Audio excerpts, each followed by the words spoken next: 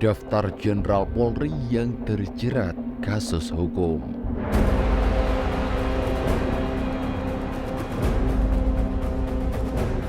Kasus Polri yang terlibat kasus hukum akhir-akhir ini semakin banyak terlihat. Bahkan beberapa di antara mereka memiliki pangkat tinggi dan menjadi orang penting dalam instansi Polri. Tugasnya sebagai pengayom masyarakat pun menjadi tanda tanya.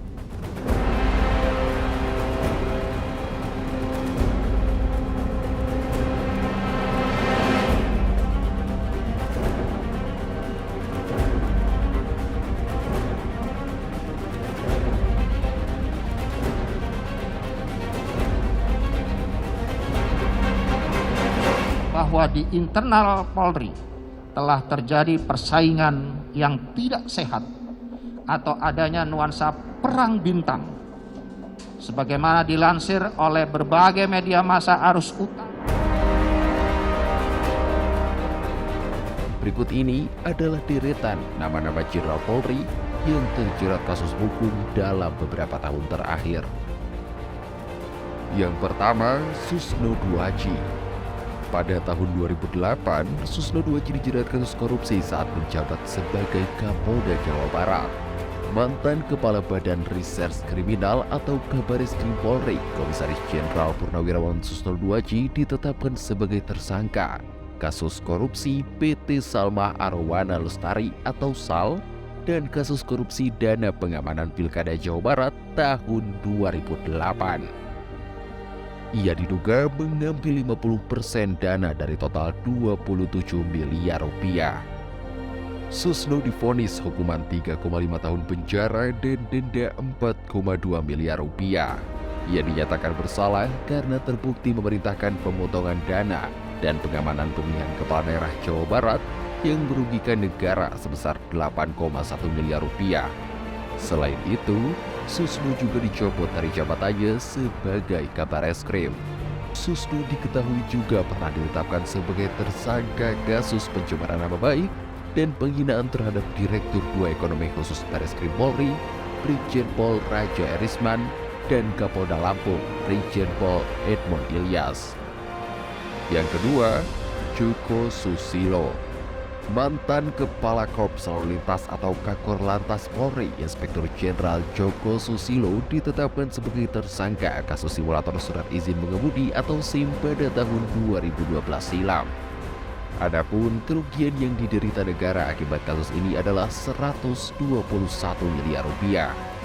Sampai April 2013, KPK sudah menyita aset Joko sekitar 40 buah. Mulai dari harta bergerak dan tidak bergerak. Joko mendapat vonis 10 tahun. Ketika banding, hukumannya menjadi 18 tahun penjara dan denda 1 miliar serta uang pengganti 32 miliar rupiah. Atas perkara ini, Majelis Pengadilan Tindak Pidana Korupsi menjatuhkan vonis terhadap Joko berupa hukuman 10 tahun penjara dan denda 500 juta rupiah. Yang ketiga, Napoleon Bonaparte. Kasus penghapusan red notice Joko Chandra melibatkan 3 jenderal polisi. Salah satunya Inspektur Jenderal Napoleon Bonaparte. Mantan Kepala Divisi Hubungan Internasional Polri ini menerima suap $370.000 Amerika Serikat dan $200.000 Singapura yang diperkirakan sekitar 7,23 miliar dari Joko Chandra. Ia melanggar pasal 5 Undang-Undang Nomor 31 Tahun 1999 sebagaimana diubah dengan Undang-Undang Nomor 20 Tahun 2001 tentang pemberantasan tindak pidana korupsi junto pasal 55 ayat 1 ke 1 KUHP. Napoleon dijatuhi hukuman 4 tahun penjara dengan denda 100 juta rupiah. Ketika menjalani masa tahanan, Napoleon kembali melakukan tindak pidana. Dia didakwa dalam kasus penganiayaan terhadap MKC, tersangka kasus penistaan agama. Penganiayaan ini dilakukan di Rutan Bareskrim Polri Jakarta Selatan pada Agustus 2021. Jaksa penuntut umum menuntutnya dengan hukuman penjara selama 1 tahun karena didakwa melanggar pasal 170 ayat 2 KUHP dengan subsider pasal 170 ayat 1, pasal 351 ayat 1 junto pasal 55 ayat 1 KUHP, dan pasal 351 ayat 1 KUHP. Yang keempat, Verdi Sambo. Mantan Kepala Divisi Profesi dan Pengamanan Propam Polri, Inspektur Jenderal Verdi Sambo ditetapkan sebagai tersangka kasus pembunuhan berencana terhadap ajudannya sendiri, yaitu Brigadir Nofriansah Yosua Huta Barat atau Brigadir J. Peristiwa pembunuhan itu terjadi di rumah dinas Sambo di Komplek Polri Duren 3, Jakarta Selatan pada 8 Juli 2022. Ia ditetapkan sebagai tersangka bersama 4 orang lainnya, yakni Richard Eliezer, Ricky Rizal, Kuat Ma'ruf, dan Putri Chandrawati yang merupakan istrinya. Mereka diduga melanggar pasal 340 KUHP, subsider pasal 338 KUHP, junto pasal 55 ayat 1 ke 1 KUHP, junto pasal 56 ke 1 KUHP. Selain itu, Sambo juga menjadi tersangka dalam kasus perintangan penyidikan atau obstruction of justice di kasus pembunuhan tersebut. Verdi telah dipecat sebagai anggota Polri dan divonis hukuman mati pada 13 Februari 2023. Yang kelima, Teddy Minahasa. Teranyar, mantan Kapolda Sumatera Barat Irjen Pol Teddy Minahasa divonis sebagai pidana penjara seumur hidup dalam kasus narkoba jenis sabu.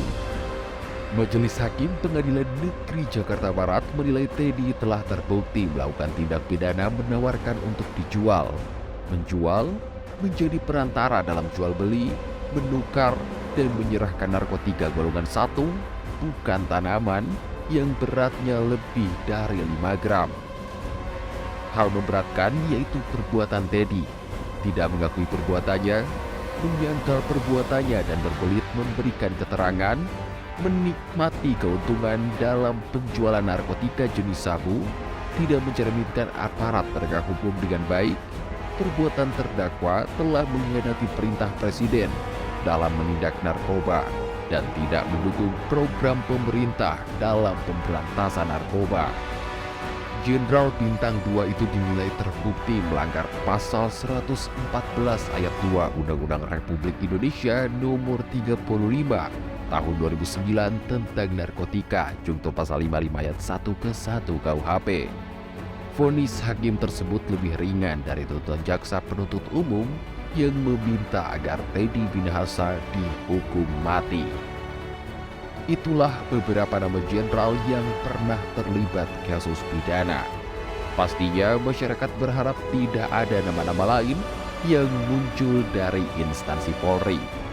Mari kita sama-sama jaga terus instansi Polri dari oknum-oknum yang merugikan.